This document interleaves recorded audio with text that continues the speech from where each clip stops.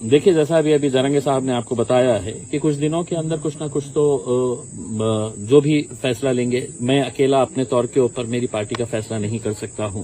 जरंगे पाटिल साहब की सबसे अच्छी बात यह है कि जब भी उन्होंने कोई फैसला लिया है, अपने समाज के साथ चर्चा करके, समाज के जिम्मेदारों के साथ चर्चा करके उन्होंने फैसला लिया है। इसमें हमारी सिर्फ उम्मीद यही है, हमारी सिर्फ ख्वाहिश यही है कि आज महाराष्ट्र में जो राजनीतिक परिस्थिति है, जितने भी एस्टैब्लिश्ड पॉलिटिकल पार्टीज है या जो प्रस्थापित नेता लोग हैं, इनका लोगों का विश्वास इनके ऊपर से खत्म हो चुका है। तो जब तक आप नए चेहरे नहीं लेके आएंगे, लोगों का विश्वास जो है नए चेहरों के ऊपर होगा और लोगों को लगेगा कि नहीं भाई, यही लोग बार बार चुनकर आ रहे हैं करके। आज भी राजनीति के अंदर देखिएगा, आज विधानसभा, आज एमएलएस का ये हुआ है, एक बाप मंत्री रहता है, बेटे को आमदार बना दिया जाता है, मतलब बाकी और कोई नहीं है। ये घरानेशाही कहीं ना कहीं तो खत्म होनी ही चाहिए ना उसमें। तो आज अगर कोई ऐसी कोशिश की जा रही है तो हम उस कोशिश के अंदर पूरा साथ देंगे जरांगे पाटील साहब को। जरांगे पाटलांनी बुद्धिबळाचं उदाहरण दिलंय। तुम्ही एका बाजूने एकत्र आलात आणि पुढचा कोण आहे राजा जो तुम्हाला मारायचा आहे? नहीं, मैं समझा नहीं हूँ। बुद्धिबळाच्या दोन संख्या असतात, दोन्हीकडे राजा असतात, तुम्ही एकीकून झालात तर पुढचं टार्गेट कोण आहे? देखिए साहब, मैं ये समझ के चलता हूँ कि यहाँ पर राजा की बात नहीं हो रही है, यहाँ पे प्रजा की बात हो रही है। जरांगे पाटिल साहब भी जितना भी आंदोलन कर रहे हैं, वो उनके समाज के साथ जो नाइंसाफी हो रही है उसके लिए वो आवाज उठा रहे हैं, लड़ रहे हैं। इसमें हमें तो ये बात समझ में नहीं आती है। मैं विधानसभा के अंदर जब आमदार था उस वक्त एक भाषण किया था और मैंने ये बताया था कि अगर भाजपा तैयार है, शिवसेना तैयार है, कांग्रेस तैयार है, एनसीपी तैयार है, समाजवादी तैयार है, हम तैयार है, तो क्या वजह है कि इसके अंदर रुकावटें लाई जा रही है करके। देखिए, बोलना कुछ और करना कुछ, ये राजनीतिक पार्टियों के बड़े बड़े नेताओं की आदत बन चुकी थी। अब ये जब से आए हैं तो ये सबकी पोल खोल रहे हैं, सबको उधेड़ रहे हैं, तो अब सब परेशान हैं इनकी वजह से। इनका मकसद यही है कि मेरे समाज के साथ इंसाफ करो। हम भी यही कि चाहते हैं कि साहब हमारे समाज के साथ भी कुछ इंसाफ होना चाहिए करके। और जब दो लोग का कॉमन गोल रहेगा, ऑब्जेक्टिव एक रहेगा उसमें, तो यकीनन इनके साथ लोग जुड़ रहे हैं, हम भी इनके साथ जुड़ेंगे। जरांगे पाटलांनी 14 उमेदवार आरक्षणाचा लढा सुरू ठेवलाय। त्यांना आरक्षण भेटलं नाही, त्याचा साफ दावा है कि देवेंद्र फडणवीसांनी मराठा समाजाला फसवले। देखिए, मैं तो अकेले सिर्फ देवेंद्र फडणवीस साहब के बारे में ये नहीं कहूंगा, मैं कहूंगा कि भारतीय जनता पार्टी की नीति जो है वो लोगों को समझ में आ चुकी है।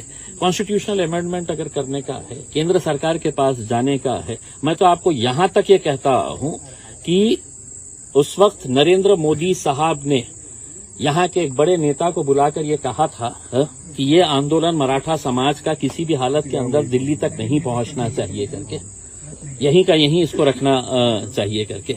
तो उनकी नीति रही है ये, लेकिन अब वो एक्सपोज हो चुके हैं बहुत हद तक। जो है सबको समझ में आ रहा है कि इसके पीछे किसकी साजिश है, क्या षड्यंत्र रचे जा रहे हैं करके। मैं तो आपको शुरुआत से ही कहा हूं ना, भारतीय जनता पार्टी और उनके जितने भी है नीचे से लेके ऊपर तक, ये सभी लोगों की साजिश है। आपका अलायंस हो सकता है? देखिए, मैंने है तो आप सीधे तरीके से पूछ रहे हैं, मैंने आपको हर चीज का जवाब दे चुका हूं। अलायंस का मतलब क्या होता है? जब आप एक कॉमन गोल को हासिल करना चाहते हैं, और वो कॉमन गोल क्या है करके, समाज के अंदर अगर हमको परिवर्तन लेके आने का है, आज जो जाति धर्म के नाम के ऊपर जो घटिया राजनीति यहाँ पर देखने को मिल रही है, मुझे खुशी इस बात की है, मैंने जरांगे पाटिल साहब के तमाम ऐसे भाषण सुना हूँ, कहीं पर भी वो ये नहीं कहते हैं कि साहब ये समाज ने वो समाज के खिलाफ बोलना चाहिए, ये धर्म ने दूसरे धर्म के बारे में कुछ बात करना चाहिए।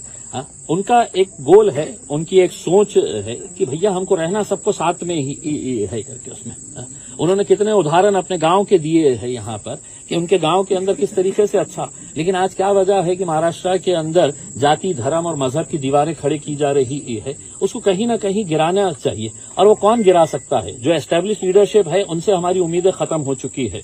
तो जो नई लीडरशिप डेवलप हो रही है, अगर वो प्रामाणिक है और जिसको मैं जरांगे पाटिल साहब के अंदर देखता हूं, तो मुझे भी ऐसा लगता है कि एक नई पहल हो रही है, क्यों ना हमें कोशिश करके देखें करके। जरांगे पाटिल की जो आंदोलन था उसका जो फायदा है मुस्लिम तबके के बच्चों को भी मिला है।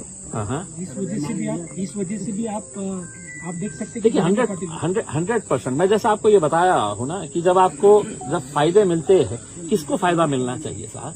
जो सबसे गरीब लोग हैं। आज अगर आप बोलेंगे कि इम्तियाज जलील तुमको रिजर्वेशन चाहिएगा करके, तो इम्तियाज जलील को नहीं चाहिए, लेकिन मेरे समाज के अंदर भी जो गरीब लोग हैं, जिनकी आवाज कभी नहीं पहुंचती है, जो मजबूर है, जो बेसहारा है, तो वैसे लोगों के लिए ही ये लड़ाई जो है वो जरांगे पाटिल साहब ने शुरू की थी उसमें। और कभी भी मैंने आपको जैसा बताया, मैं दोबारा आपको दोहरा रहा हूं, अगर वो ये कहते कि साहब ने ये समाज बराबर नहीं है, मैं मेरे समाज के बारे में, उन्होंने हमेशा सभी समाज को साथ में लेने की बात की है। आज अगर इलेक्शन की बात हो रही है तो ऐसा नहीं है कि वो दूसरे समाजों को साथ में नहीं ले रहे हैं। सभी समाज के लोगों को अब समझना चाहिए, या तो उन बेईमानों का साथ दे या एक नई